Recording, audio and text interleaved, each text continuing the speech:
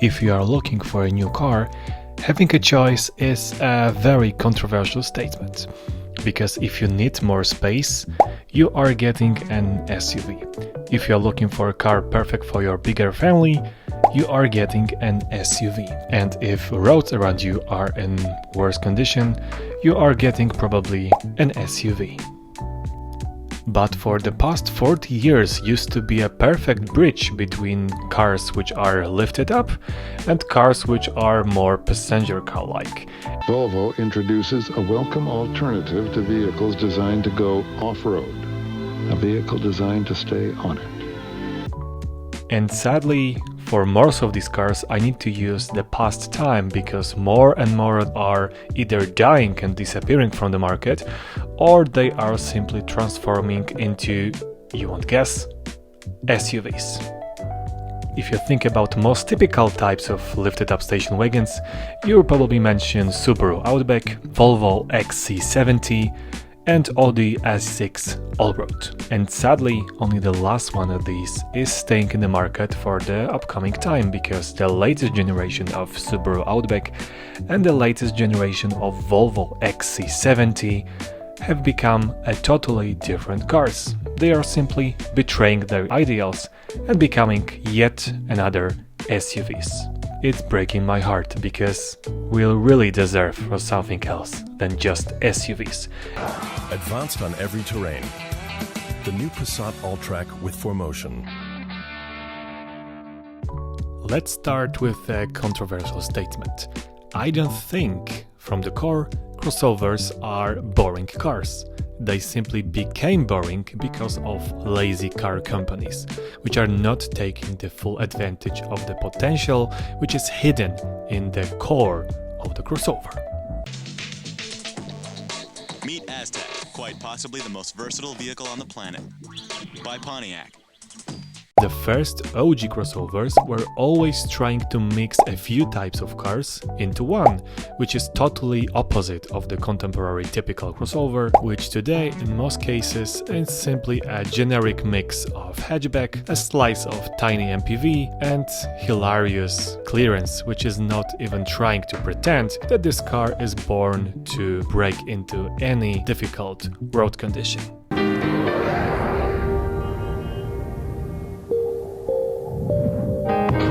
Compact, agile, yet tough. Introducing the unique new Nissan Qashqai. And yes, I'm making a distinction between crossover and SUV, even though most of car journalists and media outlets are calling cars in this type like crossover SUVs. Like, I don't think it makes any point because original crossover and original SUV are totally different cars. If you put next to each other, for example, the first Ford Bronco and the first, I don't know, Matra Rancho, it doesn't look similar to each other at all, because Ford Bronco was meant to mimic typical characteristics of off-road car, while Matra Rancho was trying to give answer for people who are looking for family cars, but also for people who like activities. You know what I mean. So this is why I think crossover is way more interesting car. Whatever you call it, you won't call it boring. The new Flex, only from Ford. But this episode is not about crossovers because, as I said, they are a little bit quirky, and this quirkiness cannot attract everyone. Most people who are looking for lifted up cars, they are simply looking for a little bit bigger clearance because there are still a lot of countries where it's a very valid argument if you're looking for a car, because it's having all characteristics of passenger cars which are attractive for most of people, and yet they are still being a little bit lifted up. And this concept of car is being way older than you all might think, because it started in the end of 70s. When the going gets tough, the American Eagle offers what no ordinary car can. In 1979, American Motors Corporation started the first contemporary example of the lifted up car. And I'm saying on purpose a car because AMC Eagle had 5 different types of bodies. It was a lifted up coupe, lifted up liftback, lifted up hatchback, lifted up sedan, and finally lifted up station wagon. AMC Eagle was a trendsetter because it had all characteristics which later were followed by other global companies. It was a little bit lifted up, of course. It had some plastic cladding, it had bigger clearance, and it was looking from above like a typical passenger car.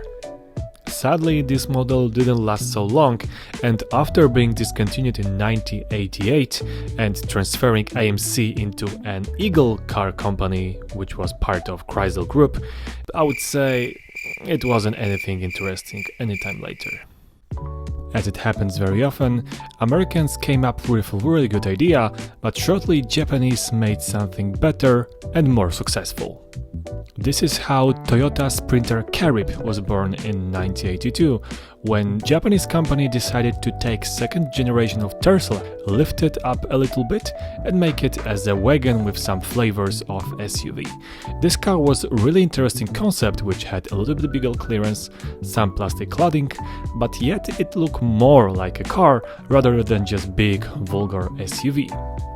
Overall, production of Sprinter Carib took the next 2 decades, and when Toyota decided to discontinue this car in 2002, sadly it didn't get any direct successor, because to be fair, this fake Pontiac with some Toyota badges, or actually no Toyota badges, wasn't either a crossover or actual Toyota.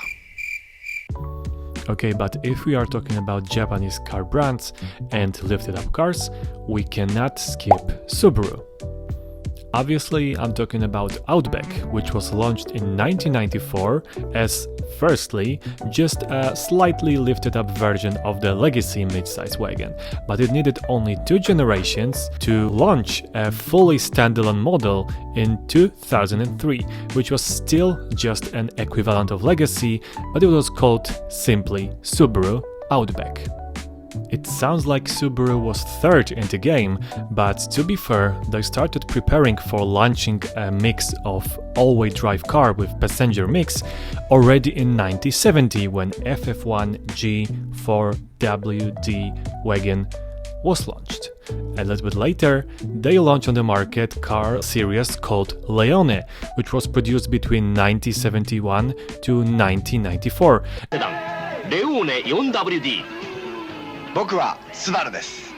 And when we are talking about the first generations of Outback, we cannot skip the fact that this car wasn't only a wagon, but also a saloon or sedan.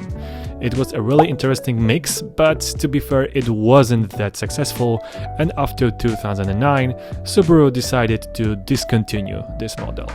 Yes, we are in 2009, so it means that Subaru decided to keep this concept of car for a way longer period than Toyota or AMC. It was another successful attempt, so then in 2014 and in 2019, the next generations of Outback were launched in the market. A commercial success of Subaru Outback encouraged Volvo to create something very similar. In 1997, Volvo XC70 Cross Country was born, which already in 2000 get another generation, and finally in 2003 it was renamed to XC70. It'll change how far you can go with all-wheel drive. A big commercial success of this car encouraged Volvo to extend the model lineup into the third generation in 2007, and production of XC70 took the next decade until 2016. But it wasn't the end of the story, because by that year Volvo decided to make a little bit change in its naming policy.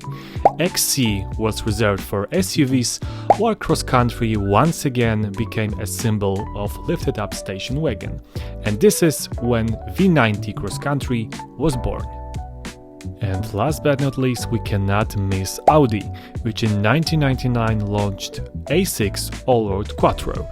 It was once again just an equivalent of A6, but it had a really distinct personality and, of course, a fully all-wheel drive powertrain.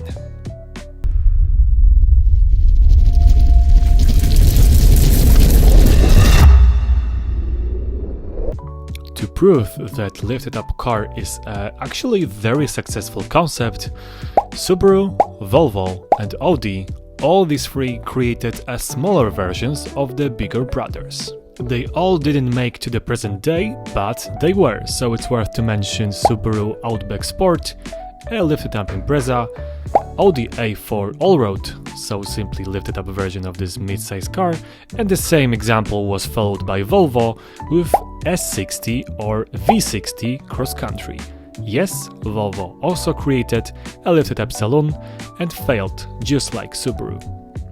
And when we are in 21st century, we cannot miss the fact that there was some form of lifted up cars madness, because it was a time when we had a lot of interesting examples proving that lifted up wagon is something worth to have, no matter if you are Alfa Romeo, Seat, Toyota, Volkswagen, Skoda, Citroën and more. But as Nelly Furtado sang, all good things come to end. And when we are in middle of 2020s, there is only Audi which is committed to create a new generation of A6 Allroad, by time of recording this video still not launched, and Mercedes is also creating some form of all-terrain series, which is right now I think part only of the E-Class family. But when we are talking about pioneers of this segment, so Subaru and Volvo, they are just betraying ideals. Because in 2025 they were presented a new cars called Volvo XC70 and Subaru Outback. Neither of them are looking like wagons, and neither of them is actually some form of continuation of the original form. And I cannot understand why Subaru, which is right now having a lineup full of SUVs, is turning its last car in form of passenger car into just another crossover. Like, why? What's the point of that? You have a Forester already. I don't understand it.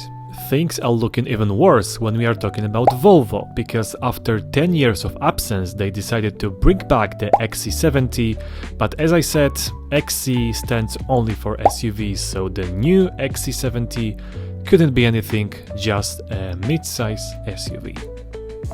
And to piss off Volvo fans even more, this car technically isn't Swedish at all. Like, nothing is Swedish in this car, because it's just a rebadge Like & Co. 08.